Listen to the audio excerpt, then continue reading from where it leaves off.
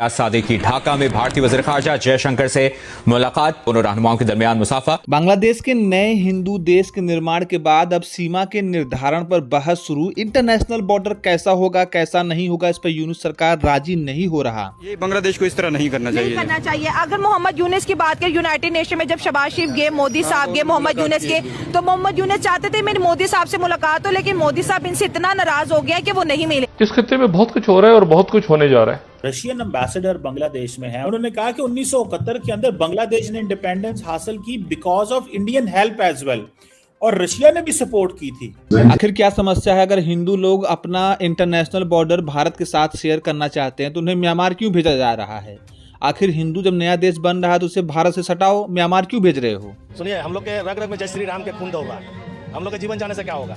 जीवन की चिंता नहीं कर रहा हूँ। क्या हम लोग जब हिंदू लोग एकजुट नहीं होंगे तो ये लोग झुंगी बाहिनी जो लोग है, ये लोग मने करिए एक करके मने करिए हिंदू लोग के ऊपर अत्याचार कर रहा है। लेकिन ये फोटो देखकर मेरा दिल तो बाग बाग हो गया। बहुत ही अच्छा लगा, बहुत ही खुशी हुई। सर वो जो 93,000 ने जो हथियार डाले थे वो क्या था? एक तो आप लोग क्या है कि बॉर्डर सही से डिक्लेयर नहीं कर रहे, ऊपर से बांग्लादेश में हिंदुओं पर अत्याचार फिर से शुरू हो गया है। एक के बाद एक नई घटना आ रही है और इंटरनेशनल बॉर्डर को जानबूझकर डिले किया जा रहा है। इंडिया के फॉरेन मिनिस्टर ने हैंडशेक पाकिस्तान के नेशनल असेंबली के स्पीकर के साथ किया। बांग्लादेश में हिंदुओं के खिलाफ हिंसा का दौर थमने का नाम नहीं ले रहा है। ताजा मामला बांग्लादेश के फिरोजपुर का है। वहां हिंदू परिवार को जिंदा जलाने की कोशिश की गई। फिरोजपुर में कट्टरपंथियों ने एक हिंदू परिवार को घर में बंद करके आग लगा दी। उनसे मुसाफा किया था और इस दौरान दोनों के दरमियान खुशगवार जुमलों का तबादला भी हुआ। बांग्लादेश में हिंदुओं पर अत्याचार हुआ, उन्होंने नए देश की मांग की और नए देश पर मुहर भी लग गई। लेकिन जानबूझकर इंटरनेशनल बॉर्डर को जल्दी से डिक्लेयर नहीं किया जा रहा है, सीमा का बंटवारा सही से नहीं किया जा रहा है, क्योंकि जितना डिले होगा उतना ज़्यादा हिंदुओं पर अत्याचार हो पाएगा। और सच में बांग्लादेश में इस वक्त हिंदुओं की हालत दुनिया में किसी भी धर्म के लोगों से ज़्यादा बदतर हो चुकी है, खास करके यूनुस सरकार में। हमारे जयशंकर प्रसाद भी वहाँ गए हैं, लेकिन कुछ मामला सुलट नहीं रहा। जबकि बांग्लादेश में हिंदुओं पर लगातार हमले जारी हैं। बांग्लादेश में हिंदुओं की दुर्गति की 3 तस्वीरें आप देख रहे हैं। पहली दीपू दास की हत्या, दूसरी अमृत मंडल की हत्या और तीसरी हिंदू परिवार को जिंदा जलाने की कोशिश की तस्वीर हैं। तस्वीरें तीनों अलग अलग इलाकों की है बांग्लादेश। किस तरीके से हिंदू खतरे में हैं, टारगेट किलिंग हो रही है। हैं कि मोदी साहब अपनी आर्मी बांग्लादेश में उतारे, ये कुछ बड़ा ही चाह रहे हैं इंडिया से, क्योंकि इंडिया तो काफी टाइम से इनको इग्नोर कर रहे हैं। कोई धर्म के मने करिए सेफ्टी नहीं दे रहा हिंदू लोग को। पर आप लोग तो बांग्लादेशी हैं, मतलब आप लोग बांग्लादेशी सिटीजन है, नेशनल है, तो आपको लगता है कि आपके साथ मतलब कोशिश की जा रही है कि आप लोगों के साथ बाकी सिटीजन की तरह व्यवहार नहीं होता है? जी नहीं, वो लोग के टारगेट जो है, वो लोग का टारगेट है हिंदू रहने नहीं देगा बांग्लादेश में। आप मैंने जितना हम लोग तो माथा चुती काट के भी उसका चरण में रख देंगे, उसका बाद भी मने करिए हिंदू रहने नहीं देगा। जहां एक तरफ हिंदुओं का नया देश मिलने के बाद जश्न का माहौल है, तो वहीं सीमा पर बंटवारा नहीं हो जाने के कारण कर्फ्यू भी लगा हुआ है। बांग्लादेश के अंदर हिंदू देश की डिमांड को लगभग माना तो गया, लेकिन इंटरनेशनल बॉर्डर को लेकर खींचातानी बनी हुई है। और यह समझ नहीं आ रहा है कि यह क्यों किया जा रहा है, क्योंकि जितना देर हो रहा है वहाँ पर सरकार बनने में, जितना देर इलेक्शन करने में हो रहा है और जितना देर सारी चीज़ों में हो रहा है, उतना ही ज़्यादा वहाँ के जो मतलब कि अतिवादी ग्रुप हैं उनको एक मौका मिल जा रहा है हिंदुओं पर अत्याचार करने का। और जगह जगह की वीडियोज़ वायरल हो रहे हैं। पुलिस वगैरह कुछ खास वहाँ पर कर नहीं रही है। और एक बात मैं आपको और बता दूं, हमारे जयशंकर जी गए थे अभी बांग्लादेश, और वहाँ पर पाकिस्तान के स्पीकर से भी हाथ मिलाया, बांग्लादेश से भी हाथ मिलाया, लेकिन यूनुस सरकार से नहीं मिले, क्योंकि उन्हें पता है कि किससे मिलना है किससे नहीं मिलना। मिन्नतें कर रहे हैं हिंदुस्तान से, मामला तो अरब अमारात करवाने भी तैयार है। क्या अब ये चले गए जयशंकर के पास, और पाकिस्तान में मीडिया इसको बहुत बड़ी खबर रहा, बर्फ पिघल गई, इस्तकबाल हुआ, ये हुआ वो। कि भाई नजर ना लगे हो, जैसे कहते हैं ना, मैंने तो आज घर पे नहीं हुआ ना, मैंने वो लाल मिर्च लेके ना नजर उतार देनी थी डॉक्टर जयशंकर। क्या ये सिर्फ एक हैंडशेक है या इससे कोई और चीजें भी हो सकती हैं? Let's hope so. और मीडिया, पाकिस्तानी मीडिया तो धड़ाधड़ सुबह से जब से ये न्यूज आई है, फोटो आई है, तो हर कुछ देर के बाद जो है वो ब्रेकिंग न्यूज के तौर पर जो है पाकिस्तानी मीडिया पर ये खबर चल रही है, दिखाई जा रही है। मानवाधिकार कार्यकर्ताओं का कहना है कि हमले के लिए हर बार एक ही तरह का तरीका अपनाया जा रहा है। पहले सोशल मीडिया पर आरोप, फिर तुरंत गिरफ्तारी, उसके बाद भीड़ का इकट्ठा होना और हिंदू इलाकों पर हमला। अब तो ईश निंदा का आरोप डर फैलाने और अल्पसंख्यकों को दबाने का हथियार बनते जा रहा है। आंकड़े बताते हैं कि बांग्लादेश के 30 से ज्यादा जिलों में हिंदुओं पर हमला हुआ। रंगपुर, चांदपुर, चटगांव, दिनाजपुर, खुलना, कुमिल्ला, गाजीपुर, टांगाइल और सिलहट जैसे कई इलाकों में हिंदुओं को टारगेट किया गया। अब वो शख्स भेजा गया जो पाकिस्तान के आर्मी चीफ का पूरी दुनिया में मजाक उड़ाता रहा कि हिंदुस्तान की जंग में बाजवा की टांगे कांपती थी, माथे पे पसीना था। ये इसने याद सादिक ने कहा।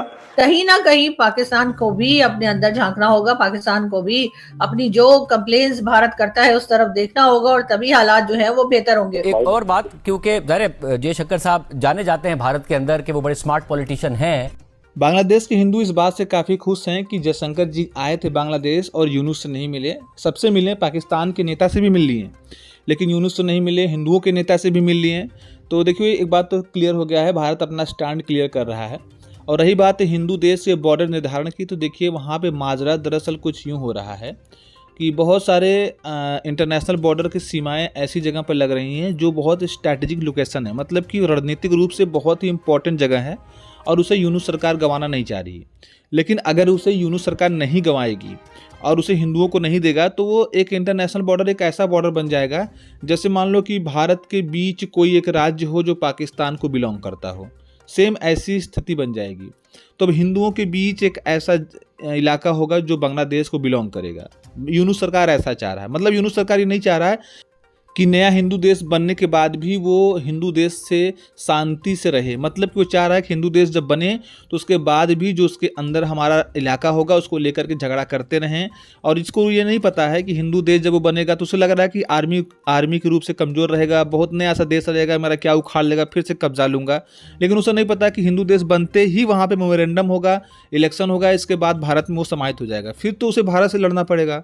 और भारत अभी सीमा विवाद को लेकर के बिल्कुल भी वो सीरियस है, वो नहीं चाहता कहीं सीमा विवाद हो, इसलिए जो है इंटरनेशनल बॉर्डर को क्लियर करने में देरी हो रही है। हादी एक कंट्रोवर्शियल कैरेक्टर था, इसने ये लीडर कहा जाता है, ये लीडर था इन दहशतगर्दों का जो बांग्लादेश की सड़कों पे घूम रहे हैं। और पिछले 1 साल से हादी लश्कर ले के जाता था और आगे लगाता था, और ये ह्यूमन राइट्स के ठेकेदार उसके मरने पे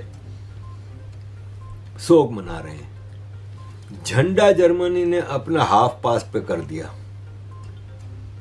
एक लिमिट होती है, चलें ये भी आपका एक पॉलिटिकल वो है, लेकिन ये जो दीपू मरा है उसको भी तो कंडेम करें ना। ये तो प्योर एक्स्ट्रा जुडिशियल मर्डर था, मर्डर से भी ज्यादा बेहुर्मत थी इंसानियत की। इस पे इन लोगों ने एक बयान नहीं दिया, सिवाय एमनेस्टी इंटरनेशनल के। अभी तक मुझे इंटरनेशनल अथॉरिटी की तरफ से कोई बयान नजर नहीं आया। अजीज दोस्तों, और इससे ज्यादा क्या इन लोगों का चेहरा नंगा होगा कि आपके सामने है हर चीज। इसमें कोशिश ये हो रही है कि आप इस पूरे सिनेरियो में देखें तो उनको हरे भरे भाग दिखाए गए कि तुम हमें बस इसको शेख हसीना को बाहर निकालो, उसके बाद हम देखो बांग्लादेश का सुपर पावर बना देंगे। वो बनी नहीं। भाई वॉशिंगटन जो करना है वो कर लो, अब जो करना है वो कर लो। तू इसे लाया था, हम इसे ठोकेंगे। अगर भारत आ जाएगा या कोई और आ जाएगा उनकी मदद के लिए तो सर फिर यही होगा। और यही गलती सर हम इस वक्त बलूचिस्तान में दोहरा रहे हैं।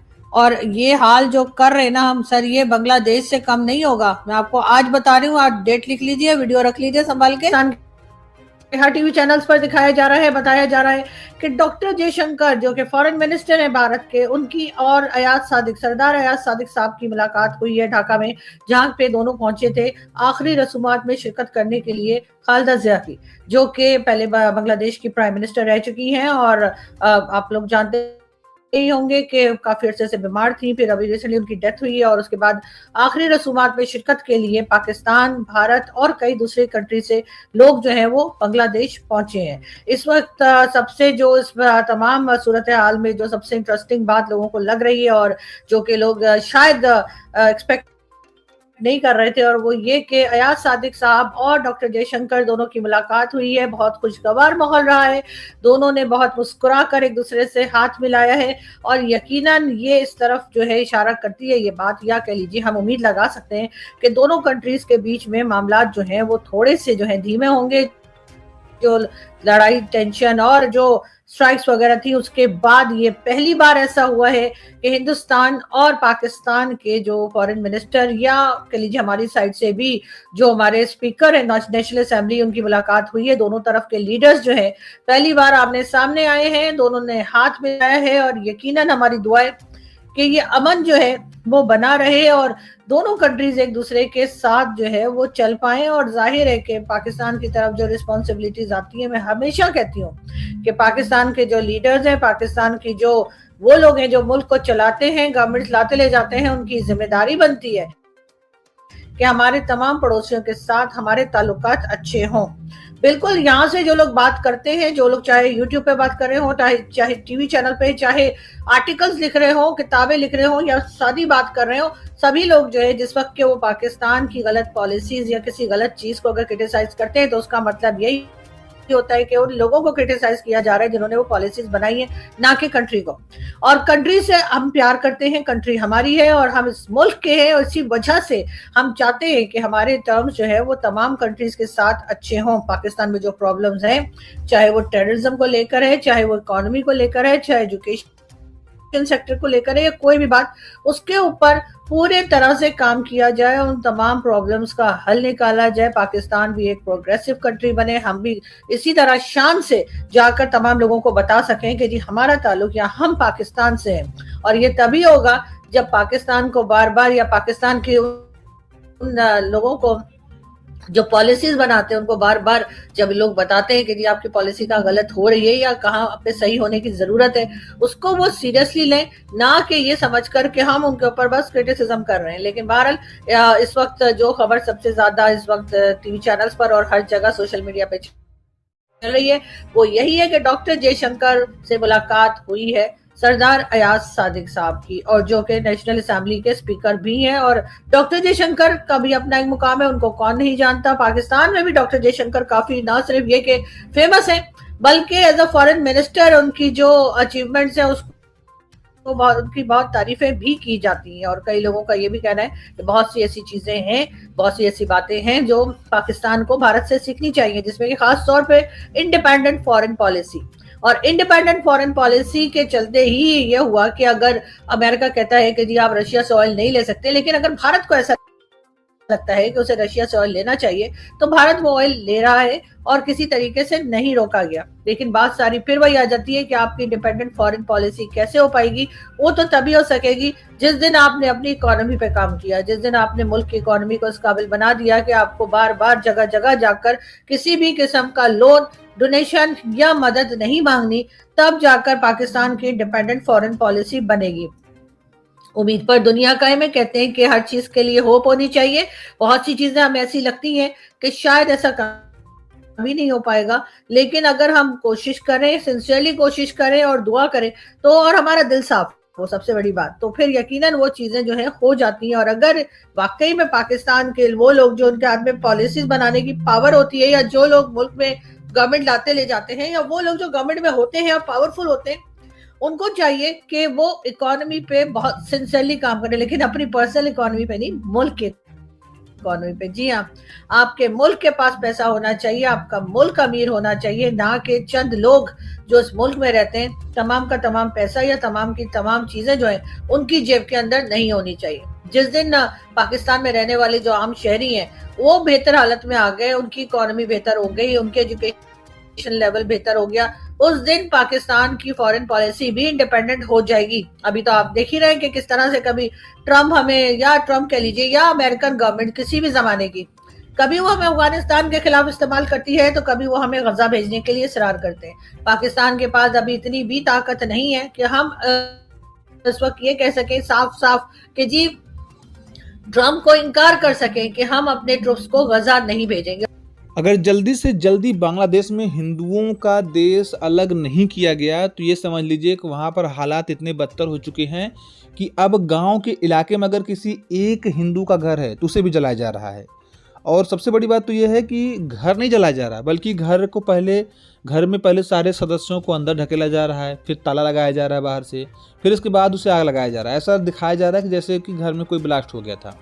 और मज़े की बात तो ये है कि वहाँ की पुलिस भी इन्वॉल्व है, पुलिस भी वहाँ के लोगों का समर्थन कर रही है। क्योंकि पहले क्या होता है कि पहले बोला जाता है कि ये हिंदू जो है हमारे भगवान के बारे में बुरा बोल रहा है, फिर उसको पूरे इंटरनेट पर वायरल किया जाता है, फिर इसके बाद आरोप लगाए जाते हैं, फिर पुलिस में केस किया जाता है। जब पुलिस आती है पकड़ने, उसके पहले ही भीड़ उस पर हमला करके जला देता है। तो इससे होता यह है कि पुलिस को लगता है कि हाँ यार भीड़ बहुत बेकाबू था, तो फिर इसने अपना काम कर दिया। इसके बाद पुलिस वहाँ पर लीपापोती करने का काम करती है।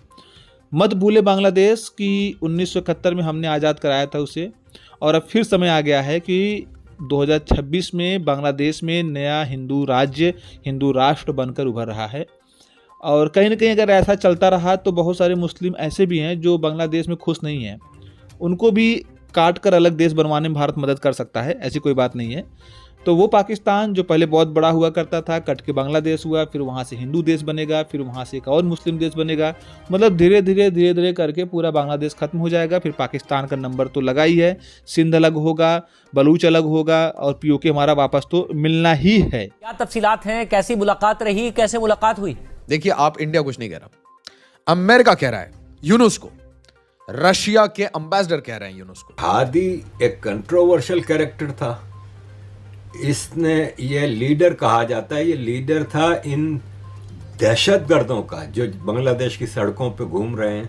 और पिछले 1 साल से हादी लश्कर लेके जाता था। सोची थी जब मैं जाऊंगी तो ये बुक साथ लेके जाऊंगी और डॉक्टर साहब से इस पे साइन कराऊंगी और साथ ही सेल्फी बना के लगा देना, तो बहुत से लोगों को जलाना। एम्बेसडर बांग्लादेश में है, उन्होंने कहा कि 1971 के अंदर बांग्लादेश ने इंडिपेंडेंस हासिल की because of Indian help as well, और रशिया ने भी सपोर्ट की थी।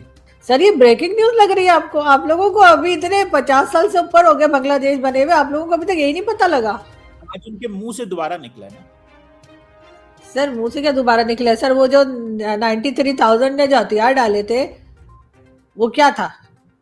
वो जाहिर है कि जब भारत साथ दे रहा था बांग्लादेश बनने में, और ये और बात है कि बहुत से हमारे जो सीनियर्स हैं, हसन निसार साहब और कई दूसरे लोग, वो ये कहते हैं कि गलती हमारी थी, हम ही जो है वो बांग्लादेश के लोगों के साथ ठीक नहीं रह रहे थे, हमने ही उनका मैंडेट चोरी किया था शेख मुजीब पर उस जमाने में, और सब कुछ हम ही गलत कर रहे थे। लेकिन ये कि हाँ ठीक है, फिर बीच में भारत भी आ गया था जब उनके मदद करने के लिए, तो बस फिर तो बिल्कुल ही आपको पता है कि एकदम ही काया पलट हो गई थी, फिर तो कहानी कहीं की कहीं चली गई।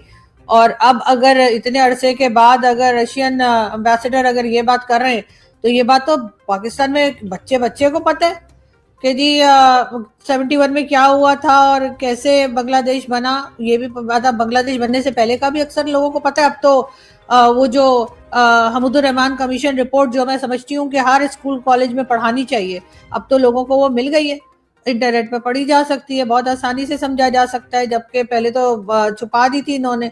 तो इन्हें पता है कि क्या हुआ था उस जमाने में, और बिल्कुल भारत ने तो खुल्लम खुल्ला कहा है कि उन्होंने मदद की, वो तो अभी तक क्रेडिट लेते हैं। हालांकि सर हरकतें तो हमारी खराब थी बांग्लादेश के लोगों के साथ, होना तो यही था, लेकिन अब जाहिर है क्योंकि वो देश बन गया तो उन्होंने क्रेडिट ले लिया, और जब तक नहीं बना था तब तक वो लोग कुछ नहीं कह रहे थे। तो सर ये तो कोई नई बात नहीं कही है। देखिए मैडम, हमने हमारे मुल्क में क्या हो रहा है हमें पता है, हमें उसको कैसे ठीक करना है ये हमें पता है। ये तो नहीं हो सकता दूसरा मुल्क न्यूट्रल होकर बात करे। अल्लाह को जान देनी है आपने भी और मैंने भी। उससे पहले जो कुछ यहाँ हो रहा था, जो हसन निसार साहब ने अपने वीडियो लॉग में, और वो वीडियो जो बनाते हैं वो अपनी जो यूट्यूब चैनल के लिए भी और टीवी चैनल पे भी, उन्होंने कई बार कहा है कि यहाँ पे जो बांग्लादेश के लोग थे पहले, तो उनके साथ हम किस तरीके से बिहेव करते थे, और उनको अपने साथ बिठा के खाना नहीं खिलाना, उनकी इंसल्ट करना, वो वॉशरूम बनाने का अगर कहे तो उस पर उनका मजाक उड़ाना, तो ये सब कुछ पाकिस्तान के लोग करते रहे ना। उस जगह पर ले गए जहां पर जाकर वो उन्होंने सोचा कि पाकिस्तान के साथ नहीं रहा जा सकता, वरना ये वही लोग थे ना सर जिन्होंने 1947 में साथ दिया था पाकिस्तान बनते के, जब बन रहा था या पाकिस्तान क्रिएट किया जा रहा था भारत से अलग करके, उस वक्त यही बांग्लादेश के लोग थे। अगर ये ना होते तो आज पाकिस्तान ना बन पाता। लेकिन जिसने भी साथ दिया, चाहे वो बांग्लादेश के लोग हों, चाहे वो अहमदियाज हों, चाहे वो मुहाजिर हों जो के भारत छोड़कर पाकिस्तान आए, उन तमाम ही लोगों के साथ सर क्या सलूक किया गया, यहाँ पे सब लोगों के साथ किस तरीके से बिहेव किया गया कि चले बांग्लादेश की तो जान बची, वो निकल गए बेचारे यहाँ से, अच्छा हुआ उनके साथ। वरना हमने तो उनका जीना आराम कर रखा था, अगर मैं अपने सीनियर्स की बात को सुनूं और समझूं, जिसमें कई लोग हैं, जिसमें सलमान रशीद साहब भी हैं लाहौर से, हसन निसार साहब भी हैं, परवेज उदवाई भी हैं और कई दूसरे। तो सर अगर आपके अंदर ही कमजोरी होगी, आप अपने लोगों को तंग करेंगे और वो उसके बाद वो हटना चाहेंगे, और अगर बीच में अगर भारत आ जाएगा या कोई और आ जाएगा उनकी मदद के लिए, तो सर फिर यही होगा। और यही गलती सर हम इस वक्त बलूचिस्तान में दोहरा रहे हैं, और ये हाल जो कर रहे हैं ना हम सर, ये बांग्लादेश से कम नहीं होगा। मैं आपको आज बता रही हूँ, आज डेट लिख लीजिए, वीडियो रख लीजिए संभाल के। और अगर ये जो हमारी पॉलिसीज चल रही हैं अगर हमने ना बदली और हमने वही हरकतें जारी रखी जो हमने 71 में रखी थी, तो सर बलूचिस्तान भी हमारे हाथ से जाएगा। फिर वहां के लिए भी फिर आप क्या करेंगे? भारत को इल्जाम देंगे? अपने आप को भी कभी इल्जाम दे दिया करें, ताकि पता तो लगे कि यहाँ से जो गलती हो रही है। अभी हिंदू लोग के ऊपर में जो टॉर्चरिंग कर रहा, ठीक है, मैंने हम लोग का दोस्त हम लोग सुनाता नहीं है, हम लोग को सुनाते नहीं, बांग्लादेश में रहने नहीं देगा। मौके पर उन्होंने बेगम खालिदा जिया के साथजादे तारिक रहमान से मुलाकात की, उनसे ताज़ियत भी की। ईरान में इस वक्त हजारों की तादाद में लोग आपको सड़कों पर नजर आ रहे हैं। क्या ये एहतजाज ईरान के सुप्रीम लीडर सैयद अली खामनाई के अगेंस्ट किया जा रहा है? यूनुस सरकार ने अपनी एड़ी से लेकर के चोटी तक का जोर लगा लिया कि बांग्लादेश में हिंदू जो है एकजुट ना हो, 2.5 करोड़ हिंदू एकजुट ना हो, हमला ना करें, अटैक ना करें। लेकिन बांग्लादेश में जो स्थिति हिंदुओं की बनी हुई है वो इतनी बदतर है कि सर्वाइवल का एक प्रश्न बड़ा खड़ा हो चुका है वहाँ पे, कि या तो अपने आप को बचा लो, मार दो, या फिर अपने आप को हवाले कर दो। तो ऐसे सिचुएशन में जो सिनारियो बना उसे बांग्लादेश अब हैंडल नहीं कर पा रहा है। बांग्लादेश ने कभी नहीं सोचा था कि कुछ हिंदुओं को मार करके वो आसानी से रह लेगा, लेकिन अब हालात बदतर हो चुके हैं। हालात बदतर होने के बाद देखिए वहाँ के हिंदू कितने समझदार हैं, इतने ज़्यादा तादाद पर इकट्ठा होने के बावजूद भी किसी मुस्लिम का घर नहीं जला रहे हैं ना, वो उसी मस्जिद उसी मदरसे को टारगेट कर रहे हैं जहाँ पर उन आतंकियों को ट्रेनिंग दी जाती थी, रखा जाता था, और सरकार पर मेन टारगेट कर रहे हैं। मतलब उन्हें पता है कि उन्हें क्या करना है। हिंदू कितने भी परेशान हो जाएं कभी भी आतंक का रास्ता नहीं अपनाते हैं। ये बांग्लादेश में भी प्रूफ हो चुका है, भारत में भी प्रूफ हो चुका है, पाकिस्तान में भी जो हिंदू रह रहे हैं वो भी प्रूफ कर चुके हैं। तो मतलब हिंदू जैसा अगर कोई धर्म हो, इतना शांत, इतना शालीनता भरा, तो दुनिया शांति का एक बहुत बड़ा मिसाल पैदा कर सकता है।